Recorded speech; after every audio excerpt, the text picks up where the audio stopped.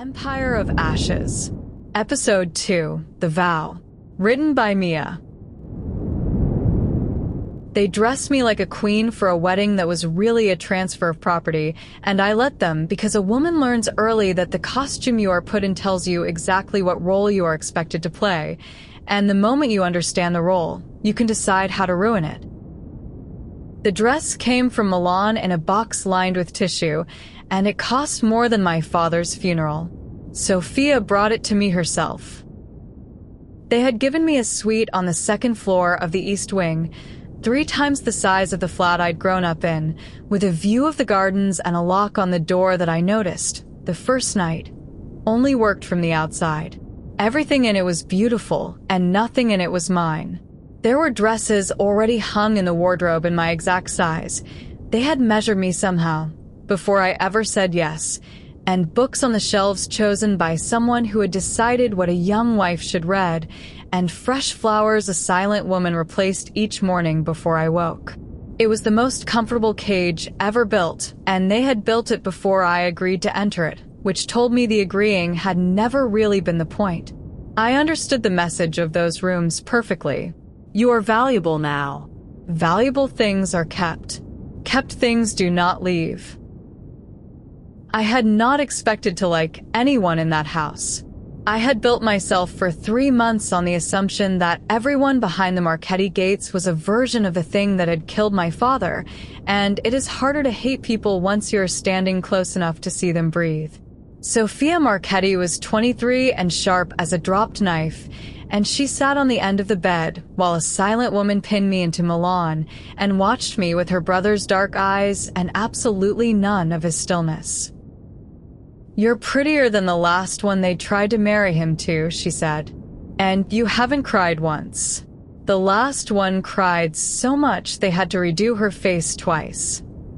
She tilted her head. "Are you stupid? Or are you brave? Or are you up to something? Would I tell you if it was the third?" Sophia grinned, quick and real. "No," she said, approving. "You wouldn't. Good." She stood and circled me once, the way her brother circled things, and I filed that away, that whatever I did in this house, there were 2 sets of those reading dark eyes in it, not one. A piece of advice, since no one's going to give you any and I'm bored. Dario doesn't care if you love him. He's not a romantic. The family beat that out of him before he was your age. What he can't stand, she stopped at the door, considering me, is being managed. He'd forgive you almost anything before he'd forgive being handled like a fool. So if you are up to something, sister, be cleverer than you think you need to be. He's cleverer than he lets the room see. Then she was gone, and I stood in a dead stranger's idea of a wedding dress and understood that I had just been given, by an enemy, the single most useful thing anyone had told me since my father died. The wedding was held in the old cathedral on the hill, and it was not a wedding. It was a coronation and a warning and an invoice all at once. Every pew was full. I recognized faces from my father's funeral, the senators, the bishops, the harbor men, the ones who had done their arithmetic and stayed away from the grave of Aldo Russo and had come, every single one, to watch his daughter marry into the family that had ruined him. That was the point of it. The Marchettis were not marrying me. They were standing in the highest, holiest room in the city and demonstrating, to everyone who mattered, that they could take a proud man's whole life and his only child and fold them into the family inventory, in public, with a choir. No one comes to a wedding like that for love. They come the way you come to a launching to see how big the ship is. I had dressed for my own funeral once already that month, in my mind, standing over my father's grave. Now I dressed for it again, in white.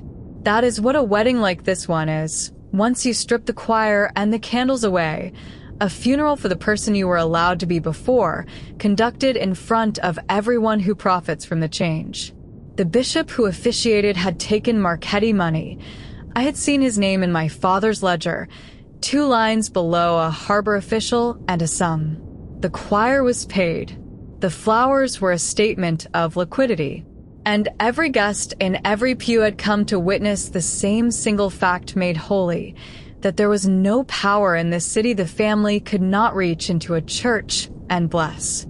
I made myself look at them as I waited at the back. All those important faces turned to watch me walk, and I made myself a cold promise to match the one from the small hours. You came to watch me be swallowed. Stay in your seats.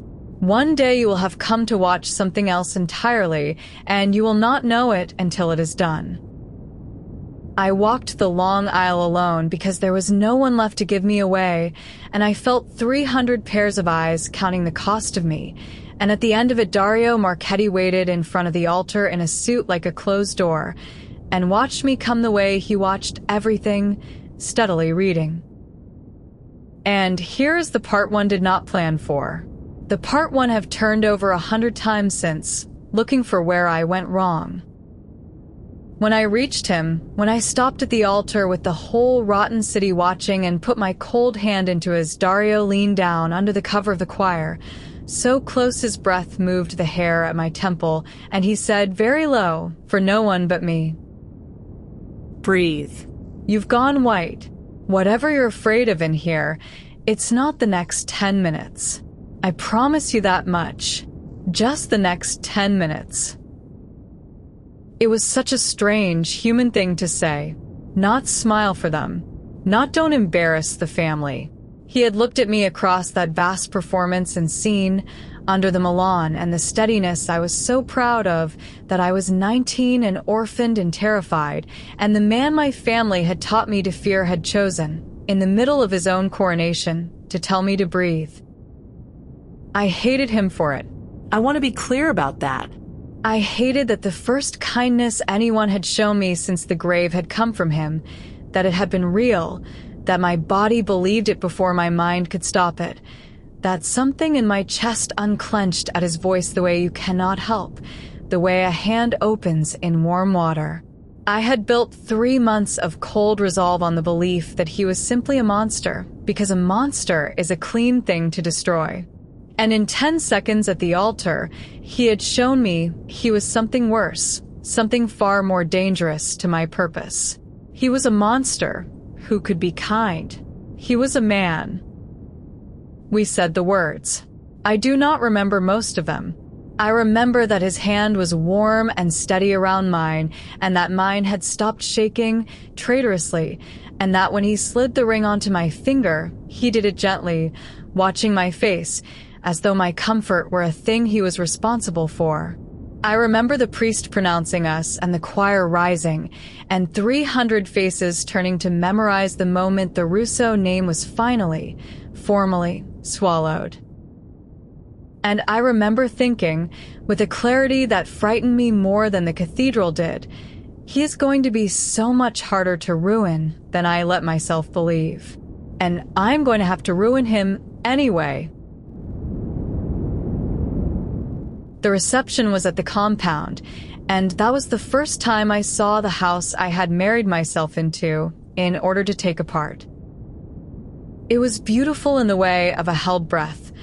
Old money laid over older blood, marble and oil paintings, and quiet men in good suits at every door. I drank 1 glass of champagne and pretended to drink 3, and I let the city's important people kiss my cheek and call me Mrs. Marchetti, and the whole time I was doing what I had come there to do, which was to learn the geography of the place, which corridors the guards stood in, which doors needed 2 men, and which needed none, where Dario's study was the real one, not the one for show, because a man who runs an empire keeps his ledgers somewhere, and somewhere in this house, I was certain, the Marchetti version of my father's book was waiting, and I had 3 months' practice now at reading the things careful men hide.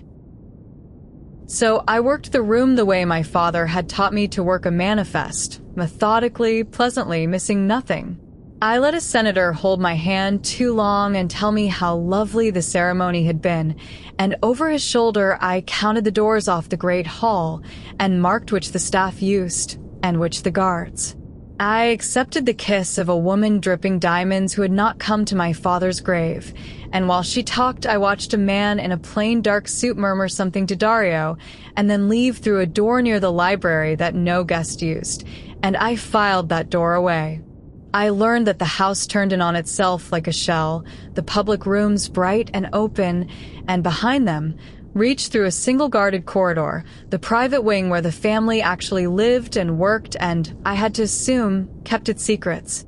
I learned that Dario's study stood at the end of that corridor because 3 different people glanced toward that one door when his name came up, and people's eyes go to power the way water finds the low place. I did not go near it. Not that night. A clever woman does not pick a lock her first night in the house. She lets them watch her be harmless until the watching becomes a habit and then a boredom, and the day they stop counting her steps is the day she begins. I had time. I had, in fact, nothing left but time, and a coat with 300 photographs sewn into its lining, and a husband across the room who kept looking at me as though I were a lock he intended to enjoy opening. It was Nico who caught me looking. He was Dario's underboss, an older man with a boxer's patience and eyes that missed nothing, and I found him beside me at the tall window without having heard him cross the room. "Big house," he said pleasantly, looking out at the same dark corridor I had been measuring. "Easy to get lost in. You'll want to be careful the first weeks. Some doors in this family open the wrong way." He turned that patient gaze on me, and under the pleasantness was a flat, professional cold. A girl could wander somewhere she didn't mean to, and there'd be no explaining it. "You understand me, Mrs. Marchetti. I'd hate for there to be an accident so soon after a funeral." He knew. Not everything, but he knew enough to be watching, and I understood that Sophia's warning had been generous and incomplete. There were not 2 sets of reading eyes in this house. There were many, and at least one of them had already decided I was a problem to be solved before I became one. I smiled my grateful bride smile and said something soft, and Nico nodded and drifted away, and I stood at the window with my false 3rd glass of champagne and my real fear, and I thought, all right, so they're watching. So it's harder than I planned. Nothing about this was ever going to be easy. And then, across the bright, cruel reception, I felt the weight of attention that I was already, after only a day, learning to recognize, and I looked up and Dario was watching me from across the room. Not the way Nico watched, not the way the guards watched. He was watching me the way he had at the cemetery and the restaurant and the altar, steadily, reading, as though I were the single most interesting figure in a sum he had not yet finished working. And when our eyes met, he did not look away, and neither did I, and the noise of 300 people fell away to nothing, and something passed between us across that crowded room that had no place at all in my careful plan, something that was not fear, and was not hatred, and was, God help me, a kind of recognition. He lifted his glass, the smallest fraction. "I see you." I lifted mine back. "And I see you." It should have frightened me more than Nico's threat at the window, and in a way it did. Nico I understood. Nico was a danger with edges, a man with a job, and dangers with edges can be measured and slipped. But the thing that crossed the room when Dario Marchetti looked at me had no edges I could find. It did not want to solve me or bury me. It wanted to know me patiently, completely, the way he wanted to know everything he meant to keep, and some traitor part of me, starved for 19 years and orphaned for 9 days, leaned toward being known the way the whole cathedral of guests had leaned toward the spectacle. I had come into this house to read its secrets. It had not once occurred to me, until that look across the crowd, that the house might intend to read mine. Neither of us, I think, yet understood that those were the most dangerous words either of us had ever said, and that we had said them without a single sound, across a wedding that was supposed to be a transfer of property on the night I moved into the house I had sworn to burn. To be continued. That was episode 2 of Empire of Ashes. If this one has its hooks in you, the next episode is already waiting. Subscribe so you don't miss it. The complete book is on Amazon, and early episodes plus Dario POV bonus scenes are on my Patreon. Links are in the description. I've Mia. Thank you for listening.